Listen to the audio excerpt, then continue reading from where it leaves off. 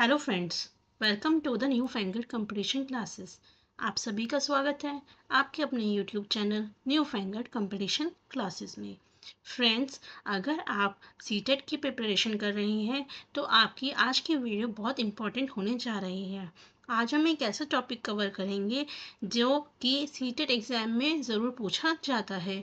आप कोई भी ईयर का पेपर उठा के देख लीजिए, ऐसा कोई एग्ज़ाम नहीं गया जिसमें इस टॉपिक से क्वेश्चन ना पूछा गया हो। इसलिए ये वीडियो बहुत ही इम्पोर्टेंट वीडियो है। और सबसे बड़ी बात क्या है, इस टॉपिक से जो क्वेश्चन पूछे जाते हैं बहुत ही कंसेप्चुअल पूछे जाते हैं। मैं आपको इसके प्रीवियस ईयर क्वेश्चंस भी कराऊंगी हमारी नेक्स्ट वीडियो के अंदर, तो आप देखेंगे कि इस टॉपिक से कितने कंसेप्चुअल क्वेश्चन पूछे जाते हैं। इसलिए इस टॉपिक की अच्छे से अंडरस्टैंडिंग होना बहुत ज़रूरी है, इसलिए वीडियो को लास्ट तक ज़रूर देखिएगा। आइए चलिए स्टार्ट करते हैं। आज की वीडियो में दोस्तों हम तीन टर्मिनोलॉजी को समझेंगे। एक समझेंगे हम प्रेशर को, एक एटमॉस्फेरिक प्रेशर को, और third one is bind force. ठीक है, लास्ट वीडियो में हमने फोर्स को कवर किया था। आज हम पढ़ेंगे प्रेशर, बाइंड फोर्स और एटमॉस्फेरिक प्रेशर। आइए चलिए स्टार्ट करते हैं। सबसे पहले हम समझते हैं वर्ड प्रेशर को। प्रेशर का क्या मतलब होता है? हिंदी में अगर मैं कहूँ तो प्रेशर का मतलब होता है दबाव। क्या होता है? दबाव। ठीक है, अब आपको पता है जो भी दबाव लगता है वो किस पे लगता है? यूनिट एरिया पे। यानी कि अगर मान लीजिए ये मैं कोई आपका एक गत्ते का डब्बा ले लूँ, ठीक है, ये कोई गत्ते का डब्बा है। अगर आप यहाँ पे एक पेन ले लेते हैं, क्या ले लेते हैं? पेन। और पेन को इस तरीके से परपेंडिकुलर इस तरीके से खड़ा करते हैं, तो इस हिस्से में, इस एरिया में आप क्या दे रहे हैं? पेन से दबाव दे रहे हैं। तो इसी को हम क्या बोलते हैं? प्रेशर। तो इंग्लिश में हम क्या कहेंगे? Force acting on a unit area. यानी कि एक टाइम में उस यूनिट एरिया में जो फोर्स एक्ट कर रहा है उसको हम क्या बोलते हैं? प्रेशर। क्या बोलते हैं? प्रेशर। और दोस्तों हमेशा याद रखिएगा, प्रेशर हमारा जो लगता है हमेशा कैसे लगता है? परपेंडिकुलर, जो हम लगाते हैं। ठीक है, परपेंडिकुलर हमारा प्रेशर लगता है। लेकिन इसका मतलब ये नहीं होता कि ये प्रेशर हमारा हॉरिजॉन्टल नहीं लग सकता। ठीक, आइए इसके बारे में हम धीरे धीरे बात करेंगे। सबसे पहले हमारा फॉर्मूला समझिए। हमारा फॉर्मूला क्या होता है प्रेशर का? प्रेशर का दोस्तों फॉर्मूला होता है फोर्स अपॉन एरिया। क्या होता है? Force upon area. ठीक, फोर्स को हम दोस्तों किस में मेजर करते हैं? न्यूटन में। और एरिया को किस में मेजर करते हैं? Metre square. तो प्रेशर का जो आपका यूनिट होती है वो क्या होता है? न्यूटन पर मीटर स्क्वायर। ठीक, और हम इसकी एक और यूनिट होती है प्रेशर की, जिसको हम बोलते हैं क्या? पास्कल। क्या बोलते हैं? पास्कल। आई होप यहाँ तक आपको समझ में आया होगा। चलिए नेक्स्ट चलते हैं इसमें।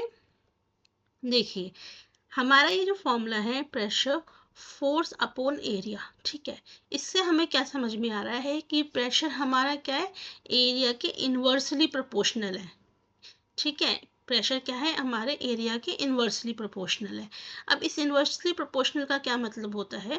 इस इन्वर्सली प्रोपोर्शनल का दोस्तों मतलब होता है यदि आपका एरिया घटेगा तो प्रेशर आपका क्या होगा? इंक्रीज होगा। ठीक, अगर आपका एरिया बढ़ेगा तो प्रेशर उस चीज के ऊपर क्या होगा? डिक्रीज होगा। ये समझ में आया? इनवर्स प्रोपोर्शनलिटी का क्या मतलब होता है? अगर हमारा एक कंपोनेंट घटेगा तो दूसरा बढ़ेगा, अगर एक बढ़ेगा तो दूसरा घटेगा। ठीक, यहाँ तक आपको बात समझ में आई? अब इसको हम एक एग्जाम्पल से समझेंगे। अब मान लीजिए यहाँ पे मैंने क्या लिया? यहाँ पे एक वुडन का डब्बा लिया। ठीक, एक वुडन का डब्बा लिया। अब मैंने इस पे एक एक्सपेरिमेंट करा। सबसे पहले मैंने क्या करा? इस वुडन के डब्बे पर, ठीक है, मैंने इस तरीके से इस नेल को पॉइंटेड, ये जो पॉइंटेड वाला हिस्सा है, यानी कि जो पॉइंटेड वाला हिस्सा होता है इस नेल का, इसको इंसर्ट करा और इसके ऊपर एक दबाव लगाया हैमर से। ठीक, हैमर से क्या लगाया? दबाव लगाया। तो मैंने देखा कि जब मैंने इस नेल के ऊपर एक दबाव लगाया तो हमारी ये जो नेल है वो बहुत ही ईजिली इस वुड के अंदर चली गई, जैसे कि इसके अंदर जा रही है। ठीक, फिर मैंने एक और एक्सपेरिमेंट करा। अब की बार मैंने क्या करा कि मैंने इसके अंदर ये जो वुड है, ठीक, मैंने क्या करा, अब इस नेल को अपोजिट कर दिया। अब की बार जो इसका हेड है नेल का, क्या है, उसे ऊपर कर दिया और पॉइंट को, सॉरी, हेड को नीचे कर दिया और पॉइंट को ऊपर कर दिया। अब मैंने फिर से इस पे हैमर से हथौड़ा मारा, ठीक है, इस पे मारा, तो मैंने देखा कि जितना इजीली जब मेरा ये पॉइंटेड वाला था वो तो बहुत इजीली अंदर चला गया इस वुडन बॉक्स के, लेकिन जब मैंने इस वाले हिस्से को हमारे वुडन बॉक्स पे रखा और हैमर से बीट किया तो वो हमारा अंदर नहीं जा पा रहा था, बहुत डिफ़िकल्टी हो रही थी। सो ऐसा क्यों हुआ दोस्तों, बताइए मुझे, बताइए क्यों हुआ। इसकी वजह से बेसिकली हुआ क्या कि हमारा जो था ये वाला हिस्सा, पॉइंटेड हिस्सा, इसका एरिया क्या था, कम था। इसका एरिया कम होने की वजह से प्रेशर क्या लगा, ज़्यादा लगा, और आपका जो नील है वो इस वुडन बॉक्स के अंदर चला गया। ठीक, अब जब हमने इस हेड को नीचे रखा तो क्या हो गया, एरिया बढ़ गया। इस हेड के केस में क्या हुआ, कॉन्टैक्ट एरिया क्या हो गया, बढ़ गया, जिसकी वजह से क्या हुआ, आपका प्रेशर घट गया। घटने की वजह से हमारा जो ये नेल था वो इस वुडन बॉक्स के अंदर नहीं जा पाया। आई होप आपको समझ में आया होगा प्रेशर और एरिया किस तरीके से रिलेटेड है। अगर हमारा किसी भी चीज़ का एरिया बढ़ेगा तो उसका जो प्रेशर है वो कम होता चला जाएगा, और अगर हमारा एरिया घटेगा तो प्रेशर बढ़ता चला जाएगा। ठीक है, यहाँ पे हमने लिखा है when we try to push nail on a wooden plank from a pointed end, तो वो ईजिली इंसर्ट हो जाता है, जबकि अगर हम सेम करते हैं हेड की तरफ से तो ऐसा नहीं हो पाता। किस वजह से, क्योंकि जो एरिया है पॉइंटेड नेल का वो बहुत ज़्यादा कम होता है, किससे, हेड से, इसी रीज़न की वजह से। अब दोस्तों मुझे यहाँ पे ये बताइए, अब आपको अगर ये कंसेप्ट अच्छे से समझ में आ गया तो मुझे बताइए, हमारा जो बैग्स होते हैं, स्कूल बैग्स, ठीक है, आपने देखा होगा जो स्कूल बैग्स होते हैं या शोल्डर बैग्स होते हैं कोई भी, उसकी जो स्ट्रैप होती है, ठीक है, उसको बहुत मोटा रखा जाता है इस स्ट्रैप को, बैग की। अगर मैं इस स्ट्रैप की बात करूं तो इसको बेसिकली मोटा रखा जाता है बैग्स की, ठीक है। ये किस वजह से रखा जाता है, वो इसलिए रखा जाता है क्योंकि देखिए अगर एरिया बढ़ गया, इसका स्ट्रैप का एरिया बढ़ गया तो बेसिकली क्या होगा, हमारा, हम इसके अंदर कितना भी लोड ले लें, हमारे जो शोल्डर्स पे प्रेशर कम पड़ेगा। प्रेशर कम पड़ेगा यानी कि फोर्स कम पड़ेगा, फोर्स कम पड़ेगा तो इसका मतलब हमारे को दर्द नहीं होगा। ठीक है, सेम ही रीज़न हमारा आपका होता है किसके लिए, शार्प एजेस के लिए। मान लीजिए ये नाइफ है, ठीक है, मैंने एक ये नाइफ लिया, this is your knife, correct. अब आपने देखा होगा जो ये वाला हिस्सा होता है नाइफ का, ये बहुत पैना होता है, ठीक है, क्या होता है, पैना होता है, बहुत पतला सा होता है। तो किस वजह से ये पतला होता है दोस्तों, वो इसलिए ही पतला होता है, जब ये पतला होगा तो इसका क्या होगा, एरिया घटेगा, और जब एरिया घटेगा तो इसका प्रेशर क्या होगा, बढ़ेगा। प्रेशर बड़ा बढ़ेगा तो हमारा ये क्या करेगा, नाइफ इजीली किसी भी वेजिटेबल को या फ्रूट्स को वो इजीली कट कर पाएगा। ठीक, आई होप अब आपको समझ में आ रहा होगा कि प्रेशर और एरिया किस तरीके से आपस में रिलेटेड है। एक और एग्जांपल को समझते हैं। अब आपने देखा होगा कुली, ठीक है, अगर आप किसी भी स्टेशन पर जाएंगे, रेलवे स्टेशन पे आपने कुली देखा होगा, तो जो कुलीज होते हैं वो क्या करते हैं, किसी भी लोड को अपने सर पे लेने से पहले वो एक टर्बन, जो हमारे एक होता है, कपड़ा होता है, उस कपड़े को ऐसे गोल गोल गोल गोल करके कुछ वो बना लेते हैं हेड पे एक कपड़े का, ठीक है। पहले वो उसे रखते हैं और फिर उसके बाद क्या करते हैं, जो भी आपका लोड होता है उसे अपने सर के ऊपर रखते हैं। वो ऐसा क्यों करते हैं उसे समझिए। देखिए, अगर मैं डायरेक्टली आपका इस लोड को अपने सर के ऊपर रखूंगी तो हमारा जो सर है, ये मान लीजिए सर है, तो सर के इस हिस्से में सारा लोड आ जाएगा, सारा प्रेशर आ जाएगा। अब क्या होगा यहाँ पे, क्योंकि एरिया कम है तो प्रेशर क्या हो जाएगा, बढ़ जाएगा। इस केस में एरिया कम है तो प्रेशर बढ़ जाएगा। लेकिन अब मैंने क्या करा, हमारे सर के ऊपर एक क्या करा, एक कपड़ा रख दिया चौड़ा सा, ठीक है। अब इसके ऊपर मैंने लोड रखा। अब क्या है, इसका जो लोड का जो कांटेक्ट एरिया है वो क्या हो गया, बढ़ गया, यानी कि इस टर्बन की वजह से बढ़ गया। जब हमारा एरिया बढ़ेगा तो क्या होगा, प्रेशर कम होगा। प्रेशर कम होगा तो मतलब फोर्स भी कम लगेगा। तो ये जो कुली होंगे वो इजीली अपने सामान को, अपने लोड को इजीली कैरी कर पाएंगे।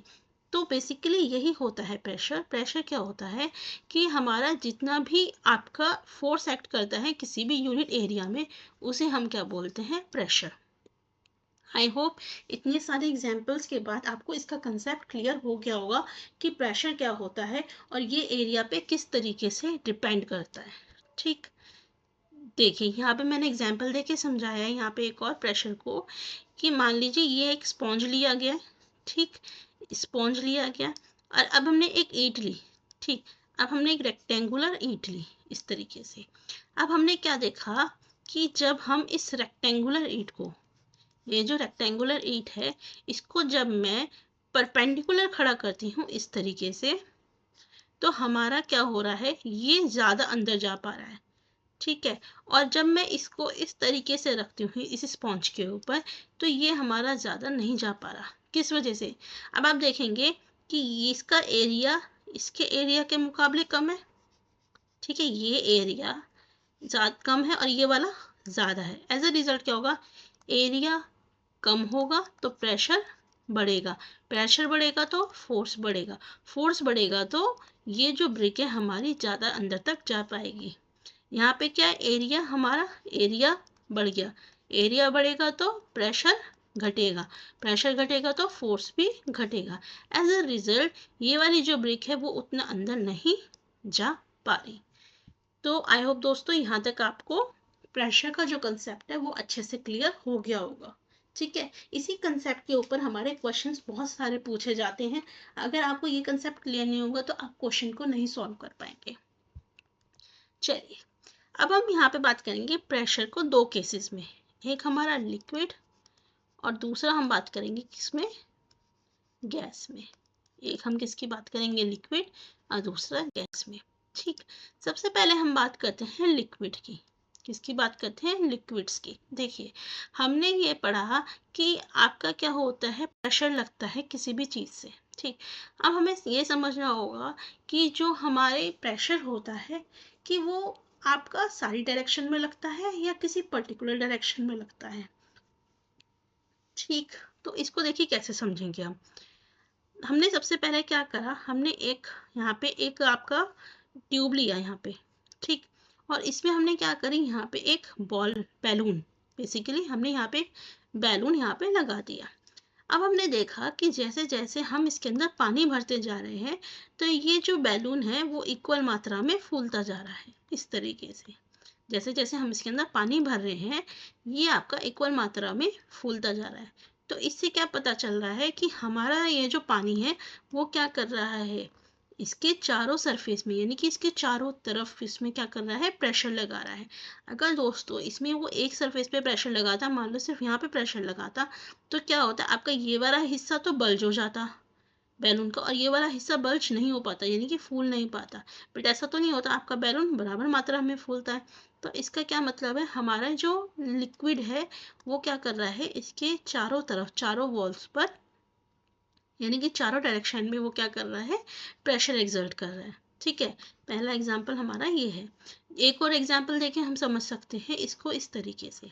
मान लीजिए मैंने एक क्या करी, यहाँ पे बॉटल लिया। ठीक है, अब मैंने क्या करा, इस बॉटल के अंदर पानी भर दिया।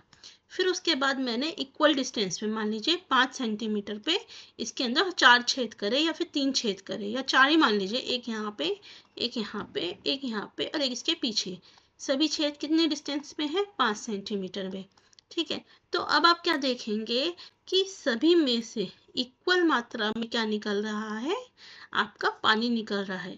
ये किस वजह से निकल रहा है दोस्तों, क्योंकि इस पानी ने इस बॉटल के जो सरफेस है, यानी कि ये जो सरफेस है, ये पूरा का पूरा सरफेस, इन सरफेस पे क्या करा है, इक्वल मात्रा पे उसने प्रेशर लगाया है। प्रेशर लगाने की वजह से क्या हुआ, इनमें से आपका पानी चारों तरफ निकल रहा है। अब एक क्वेश्चन ये बहुत इंपॉर्टेंट है, इसको समझिएगा, ये आपका एग्जाम्स में अक्सर पूछ भी लिया जाता है। ठीक, मैंने यहाँ पे क्या करा दोस्तों, यहाँ पे मैंने एक बॉटल ली, क्या ली, बॉटल ली। अब मैंने 4 जगह छेद ना करके क्या करा, अब मैंने अलग अलग डिस्टेंस पे इसको छेद करा है। एक मान लीजिए 5 सेंटीमीटर पे, एक 10 पे और एक 15 सेंटीमीटर पे मैंने क्या करा, इसका छेद करा। ठीक, अब इसमें से पूछा जाता है क्वेश्चंस के अंदर कि इसमें से जो पानी है वो किस केस के अंदर सबसे ज़्यादा दूर तक गिरेगा। ठीक, पानी किस केस के अंदर सबसे ज़्यादा दूर तक गिरेगा। ठीक, अब एक बात समझिए, हमने पढ़ा था pressure is equal to force upon area. सही बात। अब एरिया को मैं यहाँ पे हाइट भी कंसीडर कर सकती हूँ, नहीं कर सकती। भाई आपका ये क्या कर रहा है, ये प्रेशर लगा रहा है। ठीक है, यहाँ पे भी प्रेशर लगा रहा है, यहाँ पे भी और यहाँ पे भी। ठीक, तो अब एरिया यानी कि पहले ये वाला हिस्सा है, ये है, तो इसको मैं हाइट भी कंसीडर कर सकती हूँ। तो अब आप एक बात समझिए, जो आपका कम एरिया कम है, मैंने भी क्या बताया है, एरिया कम होगा तो प्रेशर ज़्यादा होगा। यानी कि मैं कह सकती हूँ अगर हाइट कम होगी तो प्रेशर ज़्यादा होगा। इसी कंसेप्ट को ध्यान में रखते हुए बताइए, आपका हाइट सबसे कम कहाँ पे है, यहाँ पे, तो आपका प्रेशर भी सबसे ज़्यादा यहाँ लगेगा। तो जब प्रेशर सबसे ज़्यादा यहाँ लगेगा तो फोर्स सबसे ज़्यादा यहाँ लगेगा, और जब फोर्स सबसे ज़्यादा दोस्तों यहाँ लगेगा तो पानी सबसे ज़्यादा दूर तक इस वाले से जाएगा।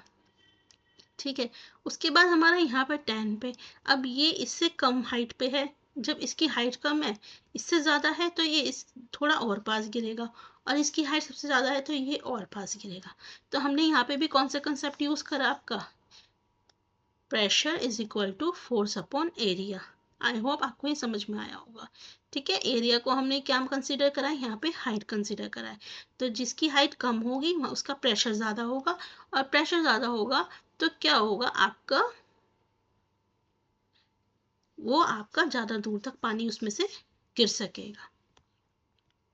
अब हम बात करेंगे किसके, गैसेस की। अब हमने समझा यहाँ तक कि भाई आपका जो लिक्विड है वो आपके किसी भी कंटेनर के दीवार पर क्या करता है, चारों तरफ से इक्वल प्रेशर एक्सर्ट करता है। क्या ऐसा हमारा केस गैसेस के साथ भी है, क्या ऐसा पॉसिबल हमारा गैसेस के साथ भी है? तो इसको प्रूव करने के लिए हमने 2 एक्सपेरिमेंट करे। पहला एक्सपेरिमेंट में हमने क्या करा कि हमने एक बॉटल ली, ठीक है, इसके ऊपर एक बैलून लिया। अब इसमें हमने क्या करा, नीचे से गर्म पानी डाला।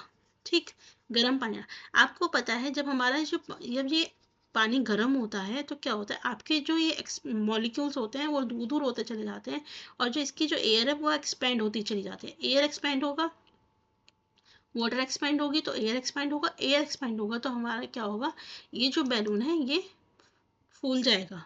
ठीक है, या एक और एग्जाम्पल से समझोगे, ये एग्जाम्पल समझ में नहीं आया, आपकी ये जो साइकिल है, ठीक, इस साइकिल में आपका पंचर हो जाता है या हवा ख़त्म हो जाती है, तो हम क्या करते हैं, हम इसके अंदर हवा डालते हैं। जब हवा डालते हैं तो वो जो हवा है वो इसके चारों पूरे के पूरे टायर के अंदर भर जाती है। ठीक, तो इसका मतलब क्या है, एयर पूरा अच्छे से सर्कुलेट कर रही है यहाँ पे। ठीक, तो इसका मतलब क्या है, हमारा जो गैस है वो भी क्या करती है, आपके सभी डायरेक्शन में क्या करती है, प्रेशर एक्सर्ट करती है। ऑल डायरेक्शन में प्रेशर एक्सर्ट करती है। या मैं आपको सबसे अच्छा एग्जांपल बताती हूँ इसका।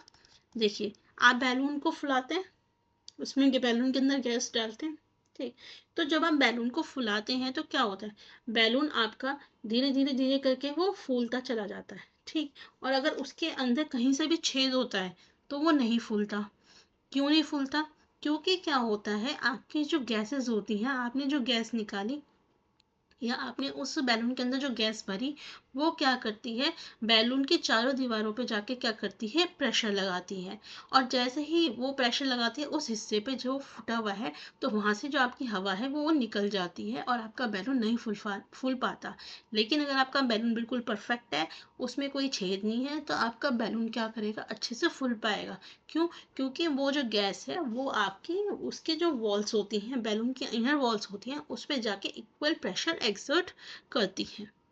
ठीक है, तो यहाँ तक आपको समझ में आया प्रेशर क्या होता है। प्रेशर जो आपका लिक्विड के द्वारा एक्सर्ट किया जाता है, और प्रेशर आपका गैसेस के द्वारा भी एक्सर्ट किया जाता है।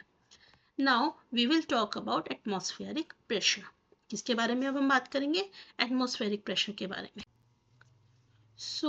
बच्चों, एटमॉस्फेरिक प्रेशर क्या होता है। एटमॉस्फेरिक प्रेशर जैसे कि नाम से ही पता चल रहा है, एक ऐसा प्रेशर जो किसके द्वारा लगाया गया है, एटमॉस्फेयर के द्वारा। किसके द्वारा लगाया गया है? एटमॉस्फेयर के द्वारा।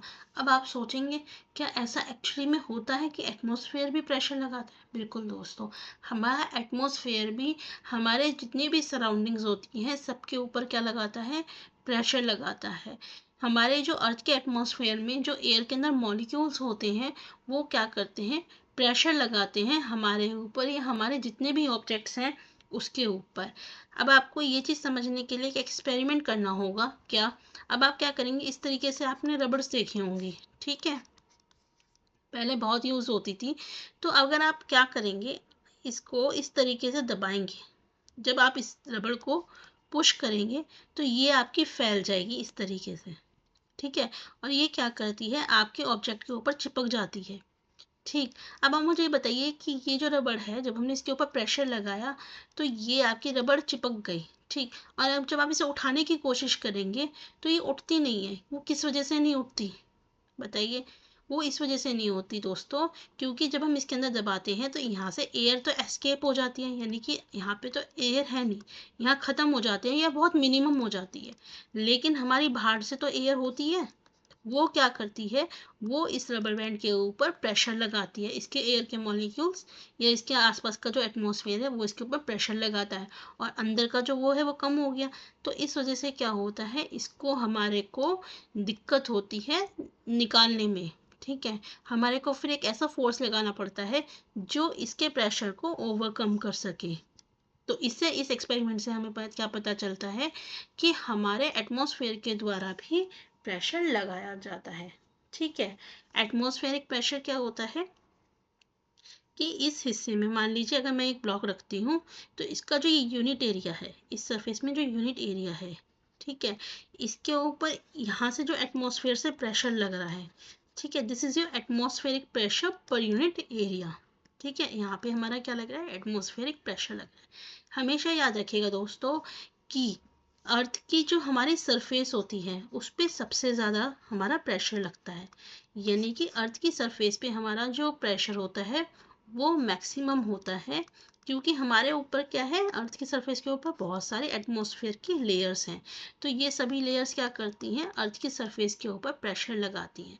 लेकिन जैसे जैसे हम अर्थ की सरफेस से ऊपर जाते हैं, मान लीजिए पहाड़ों पे जाते हैं, माउंटेन्स पे जाते हैं, तो क्या होता है? आपकी ये जो प्रेशर है वो कम होता चला जाता है, क्योंकि हमारी जो लेयर्स हैं वो कम होती चली जाएंगी। अर्थ के सरफेस पर हमारी सबसे ज़्यादा लेयर होती है हमारे ऊपर, तो सबसे ज़्यादा प्रेशर होता है, और जब सबसे ज़्यादा प्रेशर होगा, ठीक, जैसे जैसे हम ऊपर जाएंगे, माउंटेन्स की तरफ जाएंगे, तो ये जो प्रेशर है वो कम होता चला जाता है।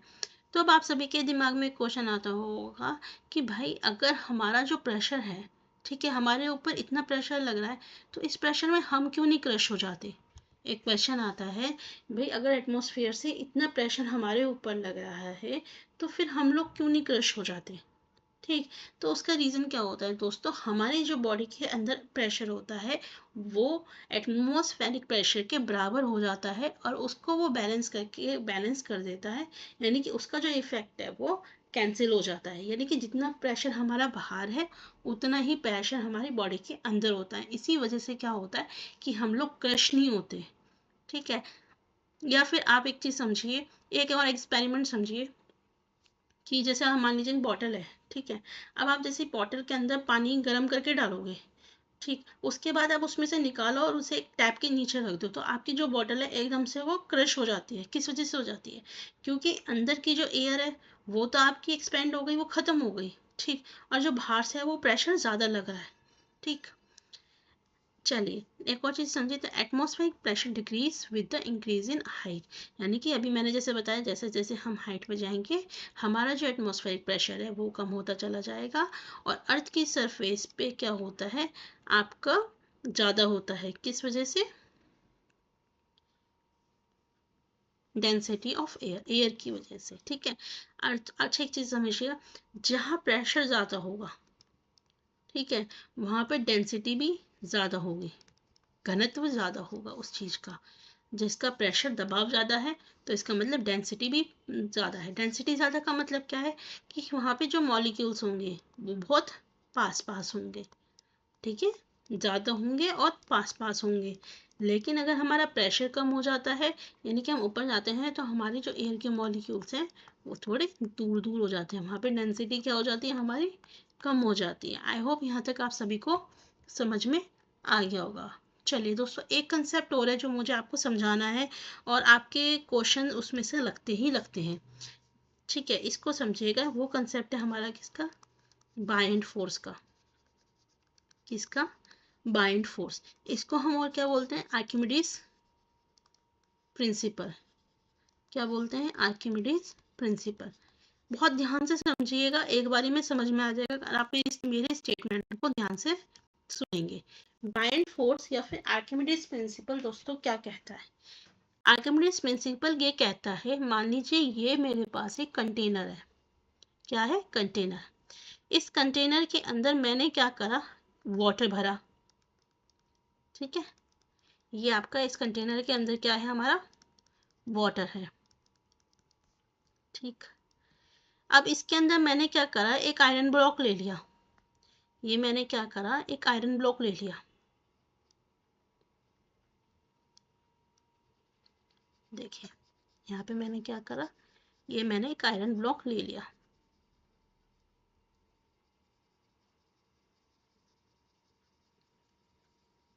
ठीक है, अब ये आर्किमिडीज प्रिंसिपल क्या कहता है, ध्यान से सुनिएगा। ये बाइंड फोर्स का प्रिंसिपल क्या कहता है। बाइंड फोर्स का प्रिंसिपल ये कहता है, मान लीजिए ये हमारे पास क्या था, 15 न्यूटन। 15 न्यूटन का ये हमारे पास एक ब्लॉक था। जब हम इस ब्लॉक को क्या करेंगे, किसी पानी के अंदर इंसर्ट करेंगे, तो इसके ऊपर एक नीचे से फोर्स लगेगी। जब हम किसी भी ब्लॉक को पानी के अंदर इंसर्ट करेंगे, तो इसमें हमारे क्या लगेगी, नीचे से एक फोर्स लगेगी जो इसको रोकेगी। ठीक है, तो इस फोर्स को हम क्या बोलेंगे, बायंट फोर्स। क्या बोलेंगे, बायंट फोर्स। बायंट फोर्स क्या करेगी, इस ऑब्जेक्ट को नीचे डूबने से रोकेगी। ठीक, अब ये क्या कहते हैं, ये कहते हैं कि हमारा जब कोई भी ऑब्जेक्ट हमारे पानी के अंदर जाता है, तो उसका जो वेट होता है या उसका जो मास होता है, बेसिकली वो क्या हो जाता है, कम हो जाता है। क्या हो जाता है, कम हो जाता है। क्यों, क्योंकि अब इसके जो वेट होता है वो कौन बैलेंस करता है, हमारा बायंट फोर्स। ठीक है, अगर मान लीजिए ये 5 न्यूटन का ब्लॉक है और इसका जो फोर्स लग रहा है 5 न्यूटन का लग रहा है, 15 न्यूटन का हमारा ब्लॉक है, 5 न्यूटन का हमारा इसमें फोर्स लग रहा है, तो हमारा जो इसका वेट हो जाएगा इस ब्लॉक का, इस पानी पे जाने के बाद वो क्या हो जाएगा, नेट वेट क्या हो जाएगा, 10 न्यूटन का। ठीक है, हमारा कितना वेट आएगा, 10 न्यूटन का वेट आएगा। यहाँ तक समझ में आया आपको। अब चलिए इसके अंदर एक चीज और, एक कंसेप्ट और समझना है आपको, जो जिससे क्वेश्चन पूछे जाते हैं।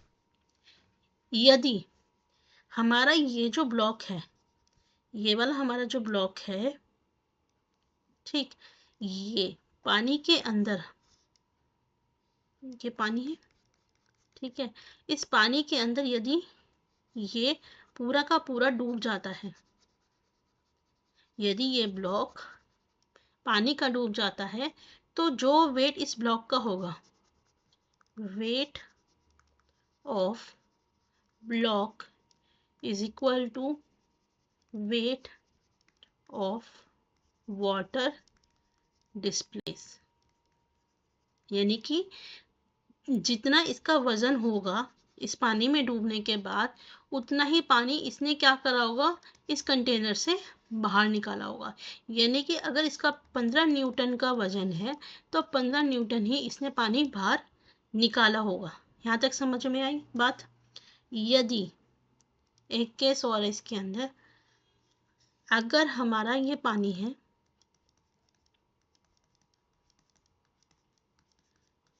ये पानी है, ये ब्लॉक है, अगर ये ब्लॉक मेरा इसमें तैर रहा है, ठीक है, ये ब्लॉक हमारा इसके अंदर तैर रहा है, ये इसके अंदर नहीं डूबा।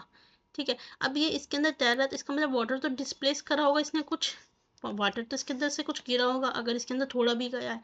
लेकिन इस केस में क्या होता है, जो इसने पानी निकाला होता है, वाटर जो डिस्प्लेस किया होता है, वो क्या होता है, कम होता है किससे, इस आयरन के वेट से, यानी कि इस ऑब्जेक्ट के वेट से क्या होगा, वो कम होगा, जिसकी वजह से वो क्या कर रहा है, तैर रहा है। आई होप यहाँ तक आपको कंसेप्ट समझ में आया होगा। भाई सीधी सी बात है कि अगर इसका 15 न्यूटन का वेट है, इसने कुछ आपका ये तैर रहा है, पूरा का पूरा अंदर नहीं गया, तो इसका मतलब उसने कुछ डिस्प्लेस किया होगा। मान लीजिए उसने 5 न्यूटन ही उसने वेट को डिस्प्लेस किया। तो अगर हमारा पानी डिस्प्लेस कम हुआ है इस बॉक्स के वेट से, तो वो बॉक्स क्या करेगा, तैरेगा। और अगर बराबर हुआ है, यानी कि वो अगर ये हमारा पूरा का पूरा अंदर चला जाएगा, तो क्या होगा, आपका इक्वल वेट पे डिस्प्लेस होगा, यानी कि आपका जितना वेट हमारा उस ऑब्जेक्ट का होगा, उतना ही पानी डिस्प्लेस होगा और बॉडी क्या हो जाएगी, सिंक हो जाएगी।